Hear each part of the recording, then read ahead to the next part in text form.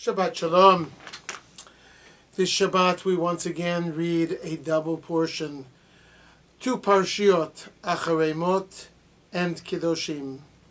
Acharei Mot describes the ritual procedure for Yom Kippur, the procedure by which the Kohen Gadol offers sacrifices in order to bring atonement first for himself, then for his family and all of the priesthood, and finally for the entire Jewish people.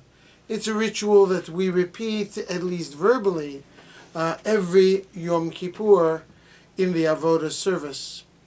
The second parsha, Kedoshim, you shall be sanctified, primarily deals with a series of laws that tell us how we can become a unique and socially sanctified nation. As you read the laws of Kedoshim, you'll notice very quickly that the laws are a reprise, a repeat of the Ten Commandments in many ways. Each of the Ten Commandments is found in the laws at the beginning of Parshat Kedoshim. Parshat Kedoshim contains the phrase Ani Adonai, or Ani Adonai Elohechem, exactly 15 times. Rabbi David Tzvi Hoffman, a Bible commentator at the end of the 19th century, noted a unique pattern. The first time that the phrase Ani Adonai appears, it appears in a group of 3 verses, verses 2, 3, and 4 of chapter 19. The second time the phrase appears, it appears 5 times in a group of verses 9 to 18.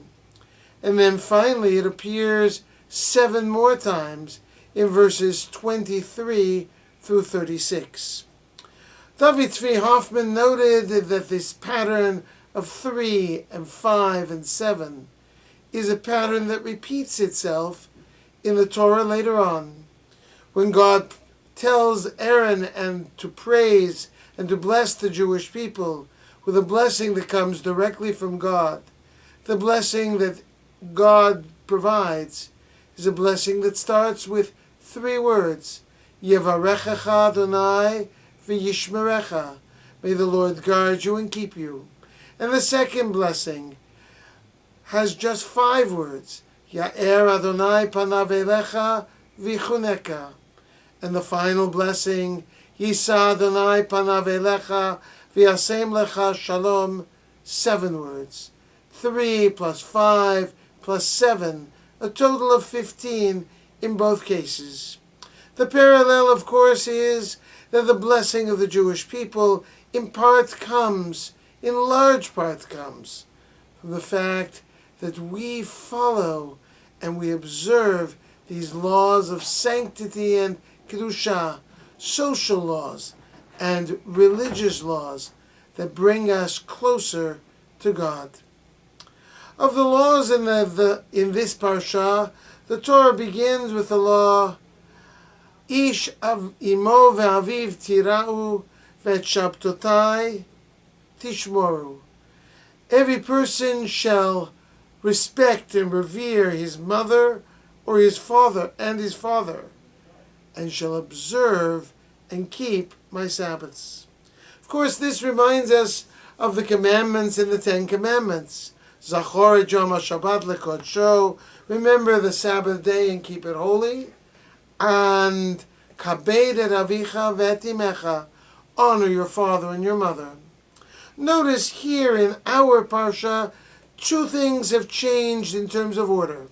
First of all, the commandment is to respect mother and father. That precedes the observance of Shabbat.